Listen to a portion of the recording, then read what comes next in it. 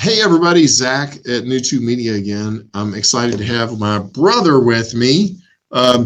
We have been doing a show that focuses on legal issues for people that are interested in learning more about the law, and also people who are dealing with legal situations and need to find a competent attorney. I'm going to introduce my brother, Joseph Cockfield. Joe is an attorney that does a lot of work with criminal defense, but Joe also has relationships with attorneys in other areas. So he's a great person to ask questions about all things legal. One thing that we are really just blown away with is the dumb crook news kind of stories. And so every time we get together, we read off some of the things that are just amazing that people are doing and things that Joe may be able to help them with. Hey, Joe, thanks for being here, man. Well, and like I said last time, I can't get into any of my cases specifically. I mean, I guess I could if my ex-clients gave me permission to talk about it, but normally they don't want to advertise or promote the fact that they did really stupid things that led to charges. So yeah, no, we're not gonna talk about any of your clients. Yes, but give me some scoop. Tell me about some cool stuff that you found that people should avoid. All right, so me and Zach were talking before he started this about how Florida seems to always come up in these conversations. Yeah. This was great. It's a Florida woman carrying tote bag that said, "Definitely not a bag full of drugs. Arrested for drug trafficking." And bag was full of drugs. That is great. Okay, number one, first one listed, or no, maybe we do reverse order. Number 10. Not drugs in the bag. Okay. Florida. Yep. Florida woman. Yeah, ladies need to represent too. All right. What's the next one you got? We'll call this one number 9. All right. This is apparently on the same site that had the teen burglar foiled after leaving behind trail of dog poop footprints from last episode. Which was a classic. Yes. Guess what? Again, another Florida girl says Florida woman busted after accidentally texting cop instead of drug dealer. So, like, normally when you want to buy your illegal stuff, you don't text the police offering to buy those things. Yeah. Probably because she was an informant, but whatever. I thought that was a bad. So are you saying she was a confidential informant? She was. My guess is if she had the number of a detective as well as her drug dealer, that there is a strong indication that she was probably an informant, and probably had forwarded prior texts of drug transactions to her detective. But on this particular occasion, she forgot to realize that the detective was still in the group text about her wanting to buy drugs, and that's her unfortunate downfall.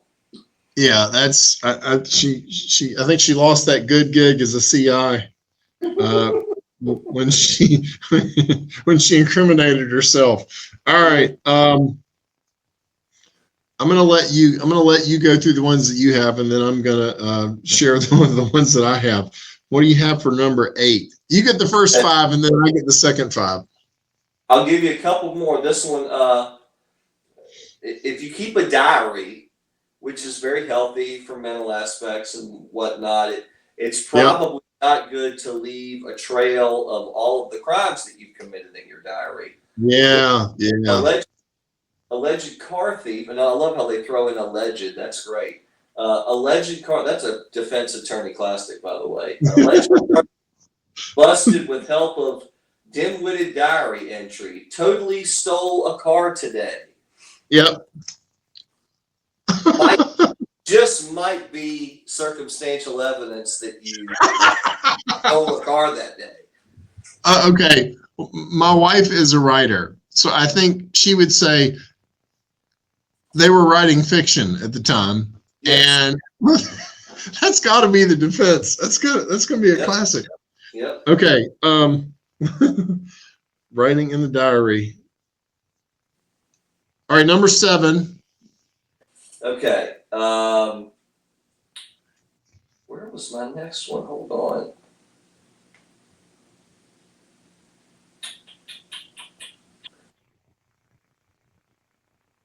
Oh, yes. This is good. South Carolina representing. My birth state representing. And I will say this was a big case that I read in law school, but it says South Carolina man killed by shotgun, booby trap set up by family member. Oh my God. And I will tell you, this led to this was in my criminal law class in law school. We talked about self-defense. Mm-hmm.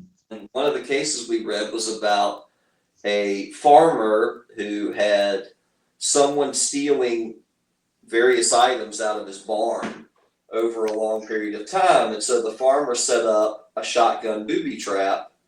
Oh my gosh. And it either severely maimed or killed the thief, alleged thief. And so the whole case was about, can the owner of the barn be charged with malicious wounding and or murder if the guy died? Right. And it led to the discussion of, a reasonable retaliation of force. And most states have written within their self-defense laws this idea that, like, if somebody taps you on the shoulder, you're not allowed to, turn and put a bullet in their head. That would be an unreasonable retaliation of force. Right. So yeah. The old shotgun booby trap often leads to that kind of stuff. But yeah, so that was the dumb crook thing.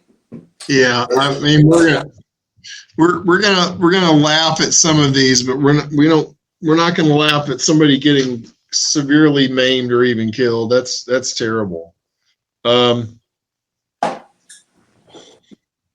Number 6, what do you got for us? Number 6. Oh, I don't know that I got another one. Hold on.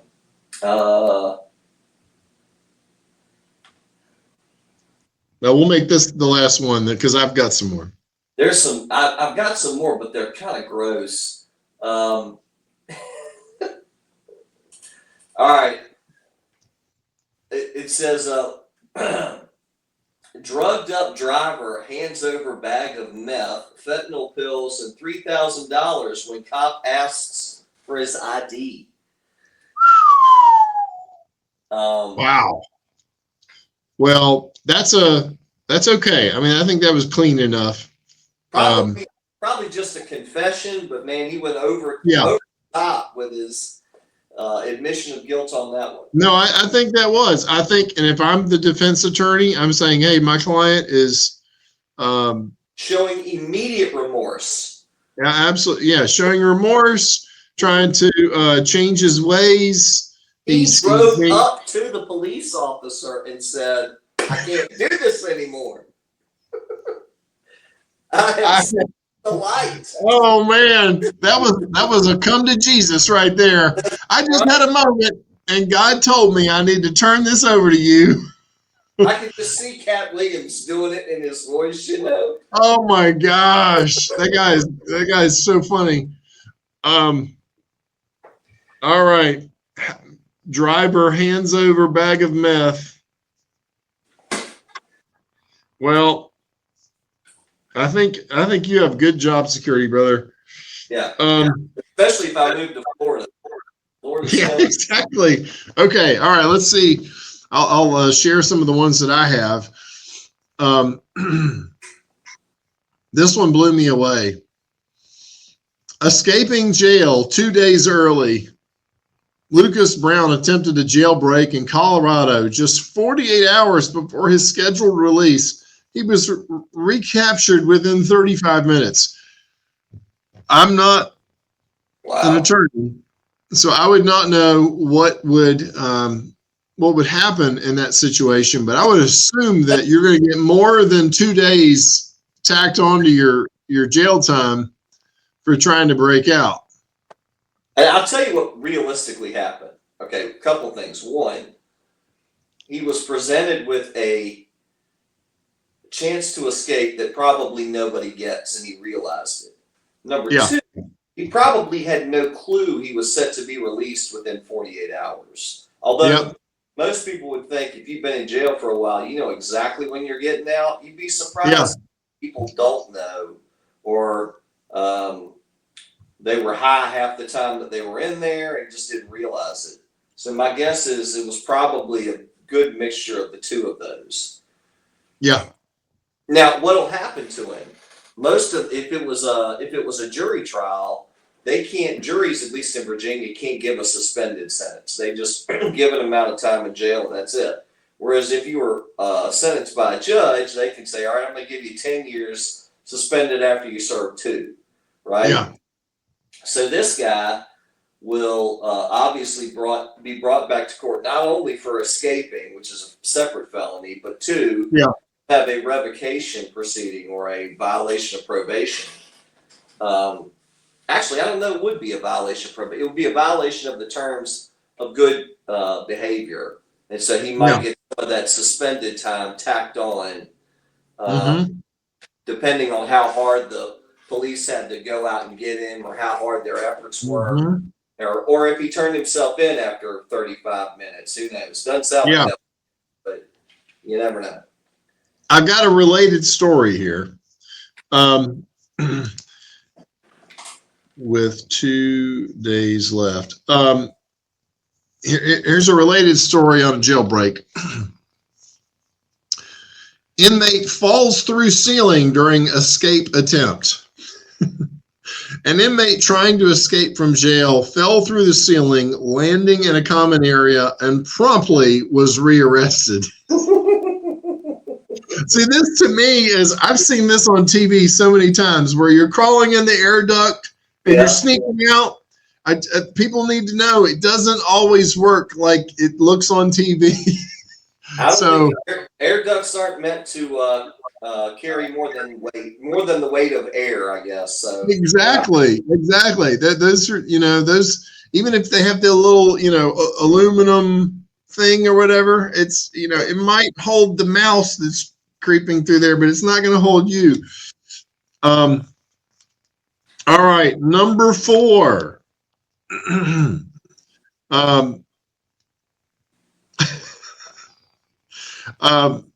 going to go with suspect drops cell phone in I love these where they give away their identification, and I got a couple of these. Suspect drops cell phone in cab during robbery. After robbing a cab driver, the suspect accidentally left his cell phone behind, providing police with all the information needed to track him down. Nice. We've got here's another one like that. Man drops wallet and ID during purse snatching. A purse snatcher in New York dropped his wallet, complete with ID, at the scene of the crime, leading to his swift arrest. This is just in the last week. I got another one, a Florida one we could throw in. Okay. Yep. All right.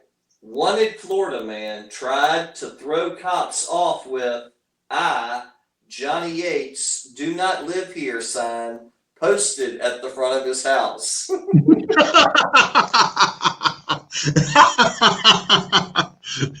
Oh my gosh. Yeah, I think the what? Again, Florida representing. I'm telling you, I love seeing some of the other states get in there. Had one from this is one we talked about before. Ohio representing on this one. An Ohio man was arrested for drug trafficking while wearing a shirt that read "Retired Drug Dealer."